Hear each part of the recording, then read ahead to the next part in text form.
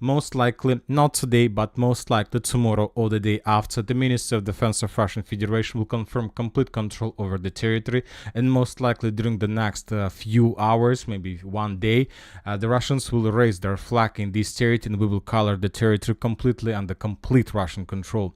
Now let's move to Selido. We have some changes on the ground. Ukrainian sources published the video of how they were FPV droning the Russians in this area, and there are lots of episodes of how the Ukrainians were attacking the Russian forces. Some of them were geolocated, some of them weren't, but those that were geolocated were added on map, and based on the geolocations we have adjusted the territory and the areas in Russian favor. So the Russians established complete control over the southern part, over this territory. The Russians managed to improve their positions to the west on the Ukrainian side of the railways, and the Russians took under control significant territories between the southern foothold and the possible positions of the armed forces of Russian Federation on the landfill of the Karachenka. So significant progress. The Russians were forced to fall back during the previous few weeks. Probably they were, let's say, improving their logistics. Now the Russians improved everything and began offensive with new pressure in the western direction. Now let's talk to Novogrudovka, and today the Ukrainian sources reported that they were forced to retreat from the village of Marinovka. Ukrainian soldiers had to retreat to a depth of 800 meters in order to save their lives and health. The village was almost surrounded for 3 weeks with virtually no logistics. Someday it had to happen because of even heroism has a limit.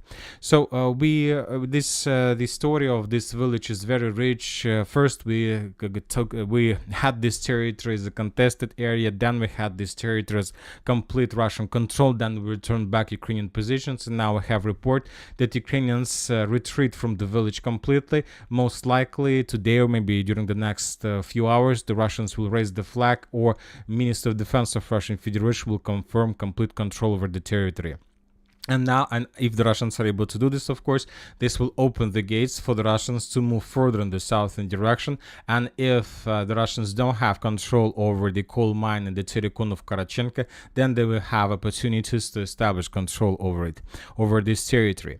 Let's talk about Pokrovsk. The Russians continue bombing and attacking the city. We continue receiving significant number of videos and geolocations how the Russians were attacking and destroying the buildings and temporary positions. As we discussed in the previous videos, most likely the city of Pokrovsk would be reduced to ruins, and they will repeat the story of Bakhmut, Avdiivka, and of course Mariupol.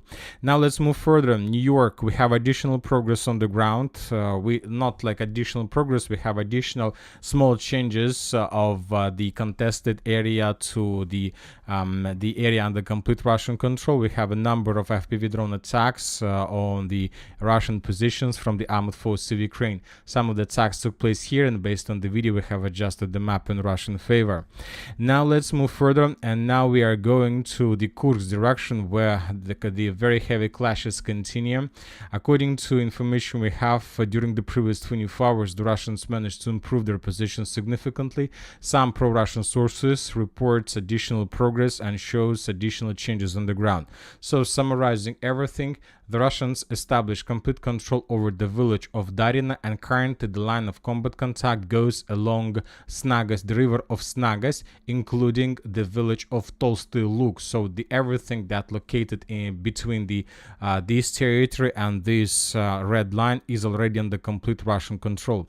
Currently there are very heavy clashes for the village of Lyubimovka, but Ukrainians began showing some resistance. If the Russians are able to force the Ukrainians to fall back, then there are very high chances, very high risk that Ukrainians can be encircled by the Russians, because Lyubimovka is not the only target for the Russians. Currently, the Russians are trying to concentrate forces in Darina with the purpose to launch fast lightning attack to the village of Sverdlikova, and if the Russians are able to take the village of Sverdlikova, then this is going to be the end for the Ukrainian offensive, Kursk offensive operation, and this is going to be the end for the significant number of Ukrainian forces that are currently located in this part of Kursk area.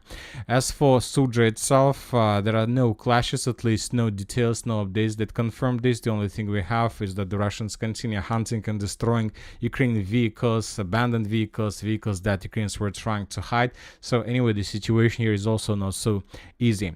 Now let's move to Glushkovo area, where the Ukrainians continue their offensive, and today we got additional details of Ukraine attack. In this video we can see the process, how exactly the Ukrainians were crossing the border, how exactly the Ukrainians were clearing the borderlands, how exactly the Ukrainians were using engineering machine to destroy Russian Dragon Ts, how exactly the Ukrainians were moving through the fields with a significant number of armored vehicles. And today we have adjusted the map in Ukraine favor. Based on this video, the Russians are saying that currently there are very heavy clashes, there are very heavy clashes in the village of Bukhovka and Vesole, and according to information we have, the Ukrainians haven't managed to improve their positions further deep inside of Glushkovo area, and that the clashes are taking place in the same triangle, in this area between Novy Put, Bukhovka and Volfino. So this is the area of, let's say, Ukrainian progress, and by the morning of the 14th of September, the Ukrainians haven't managed to improve their positions further.